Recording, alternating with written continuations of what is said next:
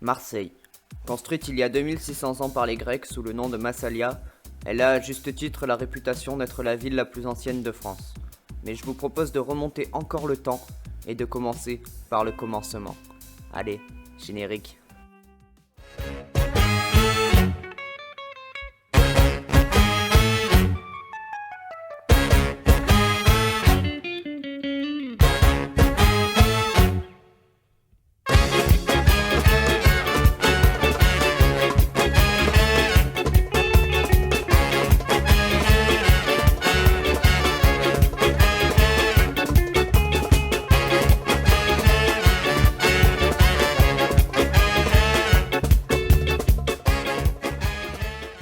Et si Marseille n'était pas née il y a 2600 ans, mais 4200 années plus tôt?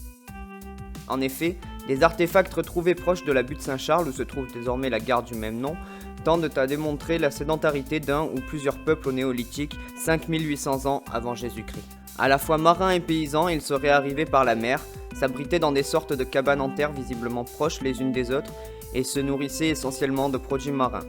Ils utiliseront l'obsidienne, abondante en Méditerranée, pour confectionner leurs armes et leurs outils. Mais c'est bien plus tard que l'histoire de Marseille, telle qu'on la connaît, démarre. Vers 600 avant Jésus-Christ, Protis, un marin grec, ou plus précisément un marin phocéen, s'éloigne des côtes de Phocée. D'à peu près 2000 km, ça va. Dans le but de conquérir pacifiquement une nouvelle terre afin d'améliorer le commerce déjà très développé en Grèce. Quand il va arriver à cet endroit-là, il va tout de suite y voir l'emplacement idéal pour y bâtir une ville. Avant de s'installer, les Phocéens explorent d'abord une première fois les lieux. Ils ne trouvent rien d'anormal, au contraire, subjugués par ceux-ci, ils s'empressent de rentrer chez eux pour vanter les mérites de leur découverte. À leur second débarquement, ils feront la rencontre des Ségobriges, une tribu locale qui sont en pleine préparation de noces. En effet, le roi de la tribu, Nanos, souhaite marier sa fille Gyptis. Selon la tradition, un banquet est organisé et la femme choisit son époux parmi les hommes présents en lui tendant sa coupe de vin. Je vous le donne en mille, Gyptis choisit Protis, scellant ainsi le premier mariage mixte de l'histoire. Nanos cède alors à son nouveau gendre la calanque tant désirée, où est née Massalia. Appelée Massilia par les Romains, les deux villes seront alliées jusqu'en 49 avant Jésus-Christ, où César l'assiège durant plusieurs mois, et finit par la soumettre, la rendant romaine. Auguste, le premier empereur de Rome, y fera construire un forum, un théâtre, des thermes, mais peu à peu la population de la ville va baisser au profit d'autres villes, surtout à la fin de l'Antiquité quand des villes comme Arles deviennent des pôles religieux plus importants. Elle va recommencer à se développer autour du 5e siècle. Afin de rivaliser avec Arles, une grande cathédrale est construite ainsi que divers bâtiments religieux, mais ça ne suffira pas, puisqu'à sa récupération par Charles Martel, c'est son commerce qui va décliner. La ville sera pillée plusieurs fois au fil des années et se retrouve dans plusieurs conflits territoriaux. La situation va s'arranger vers l'an 1000 quand le comte de Provence place un vicomte à la tête de la ville, Guillaume de Marseille. Ça fait un peu pseudo-pourri. Marseille devient un port de grande importance durant les croisades.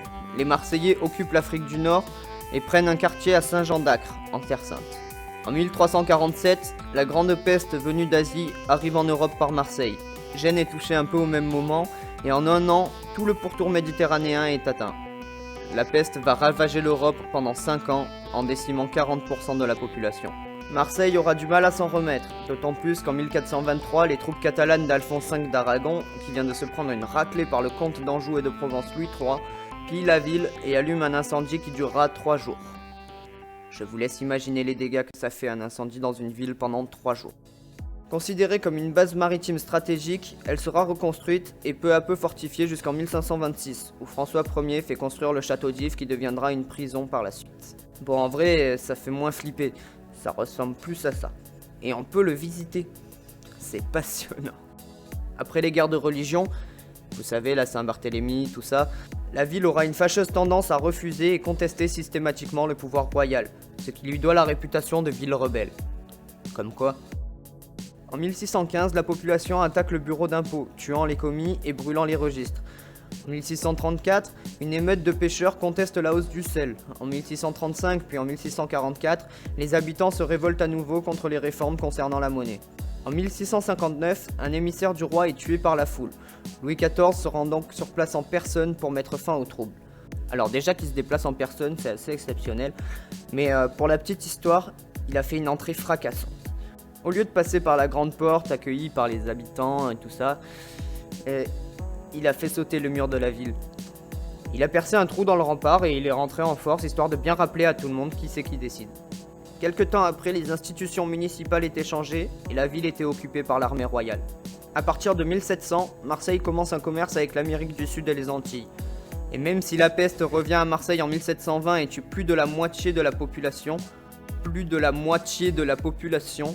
elle met moins de 10 ans à se repeupler et à la fin du siècle, elle est le premier port de Méditerranée. Après la Révolution, où les Marseillais ont marché jusqu'à Paris en chantant la fameuse chanson de Rouget de Lille appelée la Marseillaise, la ville est débaptisée officiellement. Ça veut dire qu'on lui retire son nom, mais qu'on lui en donne pas d'autre.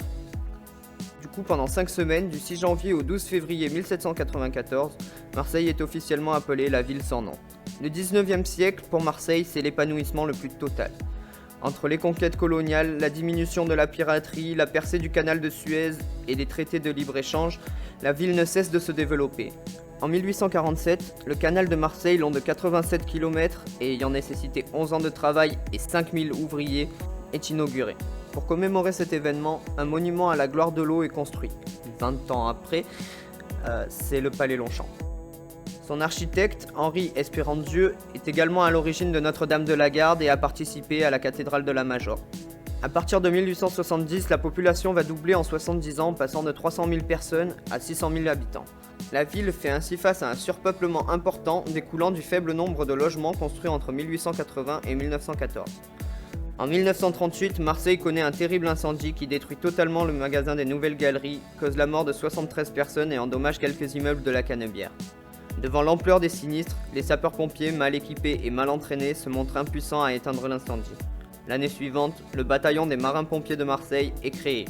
En 1940, elle est bombardée par les Allemands qui occuperont d'ailleurs la ville à partir de 1942. La ville souffre grandement de l'occupation, en particulier lors de la rafle de Marseille, le quartier du Panier, au nord du Vieux-Port, qualifié de quartier criminel par les nazis. Dans la nuit du 22 au 23 janvier 1943, plusieurs milliers de personnes sont arrêtées et 2 jours plus tard, le 24 janvier, un général SS, assisté du préfet René Bousquet, ordonne aux habitants du Vieux-Port d'évacuer leur domicile dans les 2 heures. 30 000 personnes sont expulsées. Dans les 2 semaines qui suivent, 1500 immeubles sont dynamités, laissant un champ de ruines jusqu'à la libération. En 1944, un bombardement américain tue plus de 2000 personnes, 400 Allemands, 800 civils.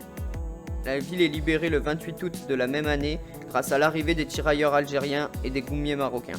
À partir des années 50, l'urbanisation de la ville s'accélère, notamment avec les cités HLM que l'on connaît maintenant. Dans les années 90, le projet Euroméditerranée, destiné à masquer la misère de la ville, est lancé. S'ensuit la construction de la tour CMA-CGM, d'un centre commercial immense, l'agrandissement du stade Vélodrome, la rénovation du tramway, la transformation de l'Hôtel Dieu en hôtel de luxe, et en 2013, Marseille est même la capitale européenne de la culture. Ça fait rêver, mais tout ça c'est juste une façade. Marseille souffre énormément des inégalités sociales, et malgré la présence du maire Jean-Claude Gaudin depuis près de 20 ans, la fracture ne cesse de s'agrandir. Voilà, j'espère que cet épisode d'Historique vous aura plu. Désormais, un épisode sur 2 portera sur une personne et un épisode sur 2 portera sur une ville, comme je viens de le faire. Et d'ailleurs, à partir de maintenant, je vais vous faire voter quelle personne ou quelle ville vous souhaiteriez voir apparaître dans le prochain épisode. Je commence dès maintenant, donc dans le prochain épisode, ce sera une personne, le lien est dans la description. Et moi, je vous dis à très vite pour une nouvelle histoire.